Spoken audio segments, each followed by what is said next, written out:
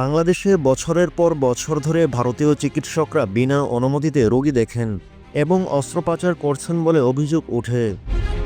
এভাবে তারা কেবল দেশের অর্থ নিয়ে যাচ্ছেন না, বরং দেশের চিকিৎসকদের প্রশিক্ষিত না করে টেকনোলজি হস্তান্তরের নামে বিভিন্ন সুবিধাও নিচ্ছেন। জানা যায়, অনেক ভারতীয় চিকিৎসক ভিজিট ভিসায় এসে বিভিন্ন হাসপাতালে এবং ব্যক্তিগত চেম্বারে চিকিৎসা সেবা দিয়ে যাচ্ছেন।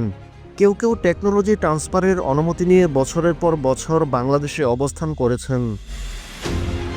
উদাহরণ হিসেবে নন্দকুমার নামে এক ভারতীয় চিকিৎসক টানা 12 বছর বাংলাদেশ থেকে বিপুল অর্থ আয় করে।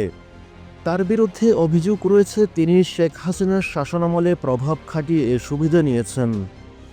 বিশেষজ্ঞরা বলছেন, চিকিৎসা খাতে প্রযুক্তি হস্তান্তর করতে সাধারণত 1 সপ্তাহের বেশি প্রশিক্ষণই যথেষ্ট, অথচ বছরের পর বছর ধরে এদেশে অবস্থান করে তারা ডলার নিয়ে যাচ্ছেন ভারতে।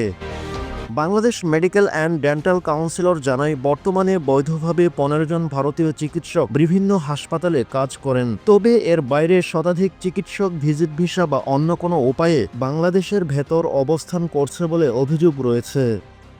এদিকে বিএমডিসির চেয়ারম্যান অধ্যাপক মোহাম্মদ সাইফুল ইসলাম বলেন, বৈধ চিকিৎসকরা টেকনোলজি ট্রান্সফারের উদ্দেশ্যে অনুমতি পান, তবে তাদের কার্যক্রমের অগ্রগতি সম্পর্কে প্রতিবেদন জমা দিতে হয়।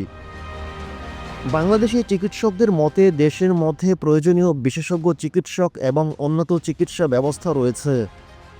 চিকিৎসা খাতে দেশ থেকে বছরে প্রায় $500 কোটি বিদেশে চলে যায়, যার সিংহভাগ ভারতে পাচার করা হয়। অন্যদিকে বিএনপির স্বাস্থ্য বিষয়ক সম্পাদক ডক্টর রফিকুল ইসলাম অভিযোগ করে বলেন, ভারতীয় চিকিৎসকরা কোনো অনুমতি ছাড়াই বাংলাদেশের অর্থ লুটপাট করেন, অথচ জনগণের সরকার বিষয়টি নজরদারি করে না। আমরা আন্দোলনের মাধ্যমে এ ধরনের অব্যবস্থার প্রতিকার করব।